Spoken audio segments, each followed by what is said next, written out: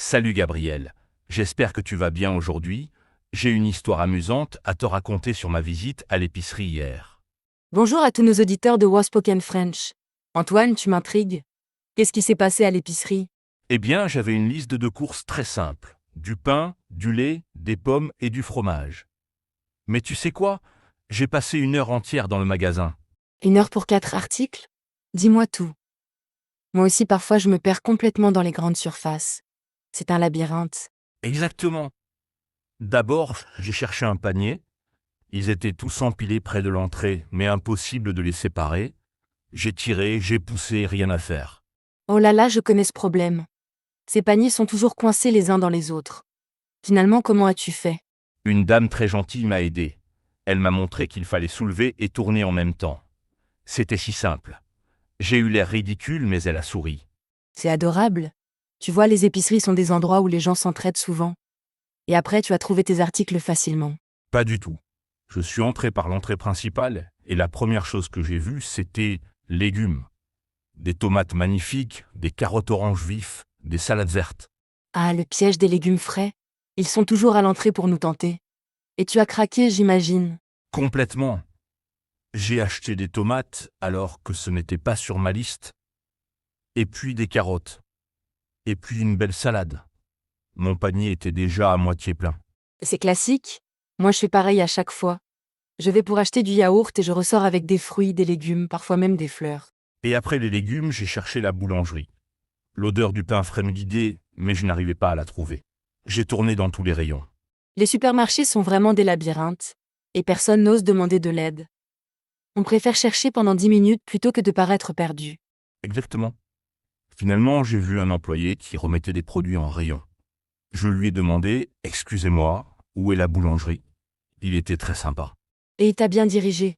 Oui, il m'a dit « Vous voyez le rayon des surgelés là-bas? Tournez à droite après et vous y êtes. » Et effectivement, c'était juste là. Le pain sentait délicieux. Ah, l'odeur du pain frais. C'est irrésistible. Et tu as choisi quoi comme pain?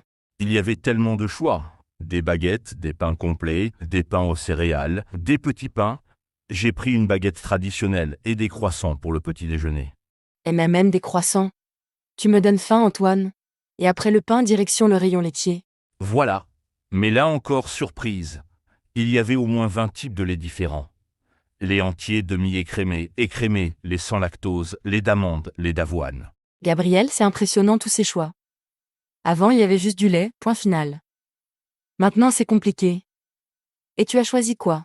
J'ai pris du lait demi-écrémé, comme d'habitude, mais j'ai aussi été curieux du lait d'avoine. La vendeuse m'a dit que c'était très bon dans le café. Intéressant. Moi, j'ai essayé le lait d'amande récemment. C'est différent, mais pas mal. Et pour le fromage, ça c'est mieux passé. Ah, le fromage! Là, j'ai eu de la chance. Il y avait une dégustation. Une dame proposait de goûter 3 fromages différents, du camembert, du roquefort et du chèvre. Une dégustation? Quelle bonne idée. J'adore quand les magasins font ça. Et tu as goûté? Bien sûr! Le camembert était crémeux, le roquefort très fort, et le chèvre doux et onctueux. J'ai fini par acheter le chèvre, il était délicieux. Excellent choix.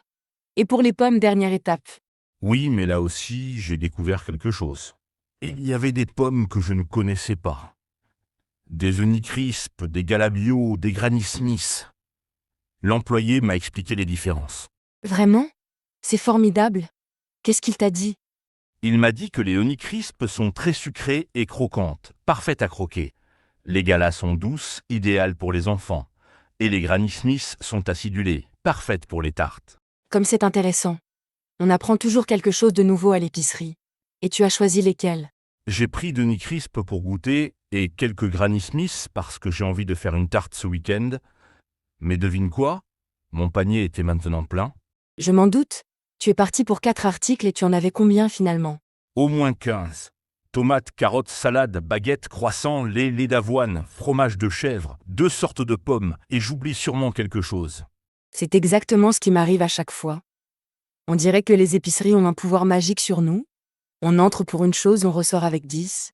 Et le pire, c'est qu'arrivé à la caisse, j'ai vu des chocolats, des petits chocolats près de la caisse avec un sourire sur l'emballage. Je n'ai pas pu résister. Ah, les tentations de dernière minute. C'est fait exprès, tu sais. Ils mettent toujours des petites choses tentantes près des caisses. Chocolat, bonbons, magazines. Et ça marche. J'ai pris 2 tablettes de chocolat. Une au lait et une aux noisettes. La caissière souriait, elle a dit c'est pour la route. Elle avait de l'humour et elle était sympathique. Moi j'aime beaucoup quand les caissiers sont souriants et bavards. Très sympa. Elle m'a demandé si j'avais trouvé tout ce que je cherchais. Je lui ai dit j'ai trouvé beaucoup plus que ce que je cherchais. Elle a ri. C'est mignon. Et au final tu étais contente des achats. Absolument. Même si j'ai dépensé plus que prévu, j'ai découvert de nouveaux produits, j'ai parlé avec des gens sympas et j'ai même appris des choses sur les pommes. C'est ça qui est merveilleux avec les courses. On peut en faire une aventure, une découverte. Ce n'est pas juste une corvée, c'est une expérience. Exactement. Et puis, Gabriel, j'ai réalisé quelque chose. Quand on prend son temps, quand on n'est pas pressé, faire les courses devient presque agréable. Tu as raison. Moi quand je suis stressée, je fonce dans les rayons, je prends n'importe quoi et je ressors frustrée. Mais quand je suis détendue, c'est complètement différent. Et puis, on rencontre des gens. Cette dame qui m'a aidé avec les paniers, l'employé qui m'a dirigé vers la boulangerie, la dame de la dégustation. C'était enrichissant. C'est vrai? L'épicerie, c'est aussi un lieu social. On y croise ses voisins, on discute avec les commerçants, partage des conseils entre clients. D'ailleurs, en parlant de conseils, une dame m'a recommandé une marque de pâtes. Elle m'a dit « Ces pâtes-là sont excellentes, mon mari les adore ». J'ai noté mentalement. Ah, les recommandations entre clients. C'est souvent plus fiable que la publicité. Les gens partagent leurs vraies expériences. Et puis, j'ai observé les habitudes des autres. Certains ont des listes très organisées, d'autres improvisent complètement comme moi.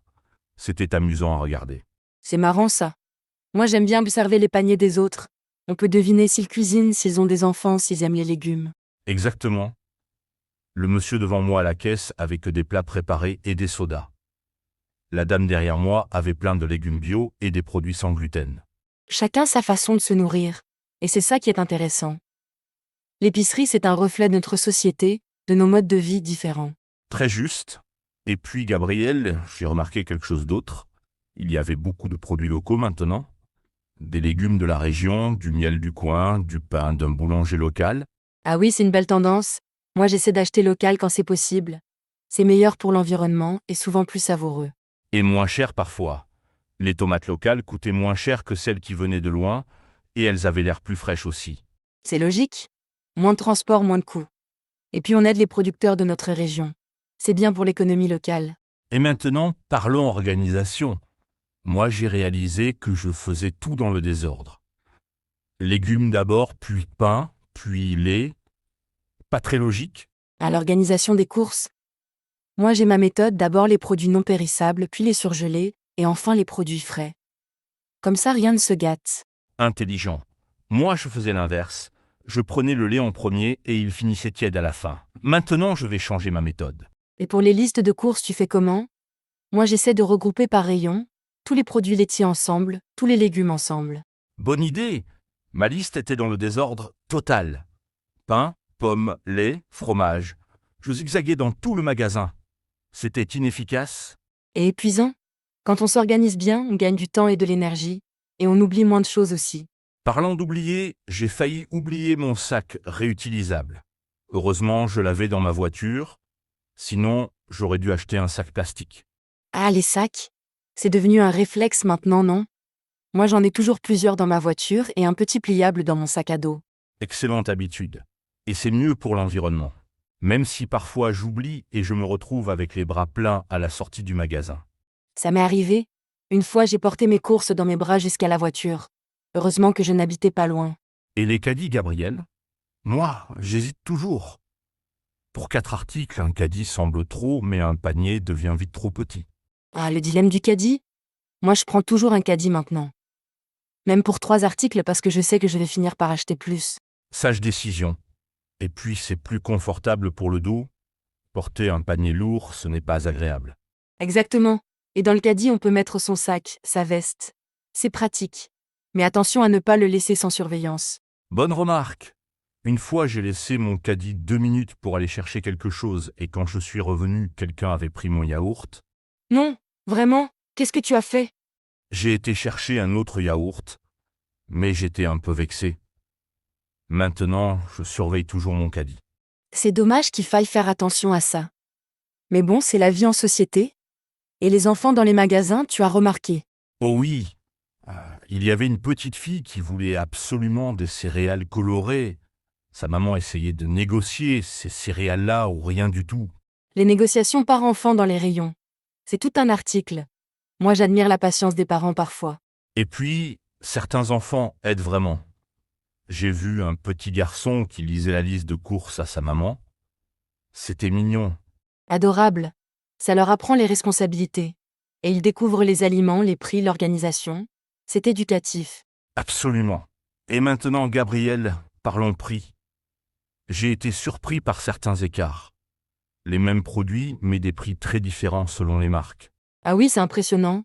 Parfois, on paye 3 fois plus cher pour un produit quasi identique, juste parce que c'est une marque connue. Exactement. J'ai comparé les yaourts, la marque Discount à 1 euro, la marque Premium à 3 euros, pour des yaourts très similaires. Et souvent, la différence n'est pas si grande en goût. Il faut juste oser essayer les marques moins connues.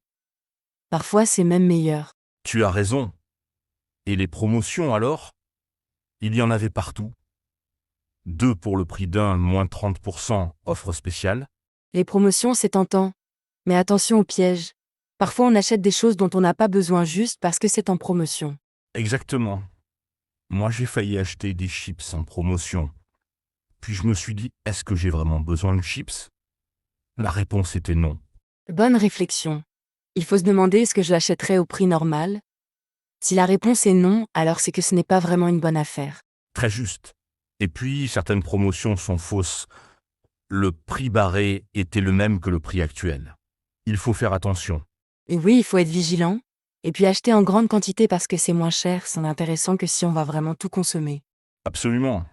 Acheter 10 yaourts en promotion, c'est bien si on mange des yaourts tous les jours.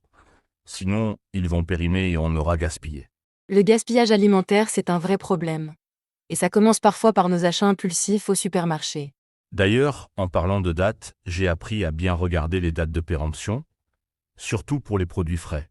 Indispensable. Et il faut distinguer, à consommer avant, c'est impératif.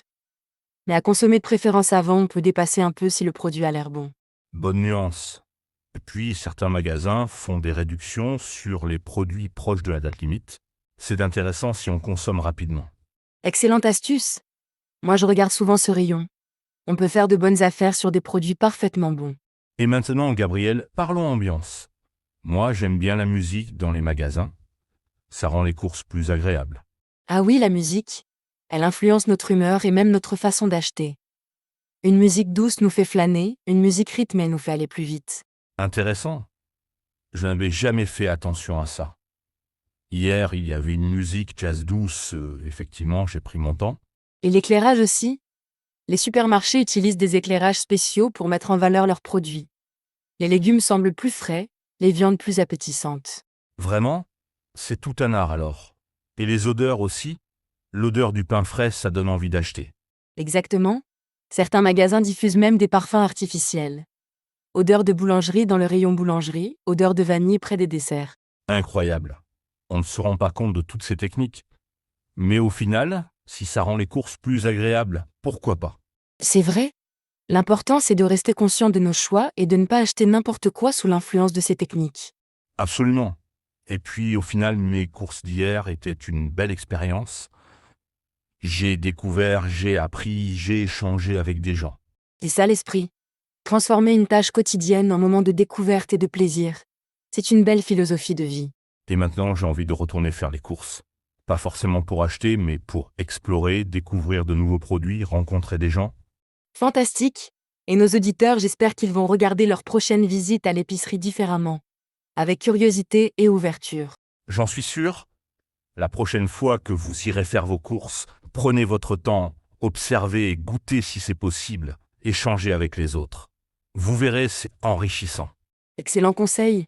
Et n'oubliez pas votre liste, vos sacs réutilisables, et surtout votre bonne humeur. Parfait.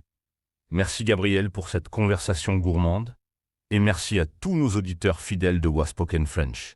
Merci Antoine, et à bientôt tout le monde pour de nouvelles aventures en français. Bon appétit et bonne course.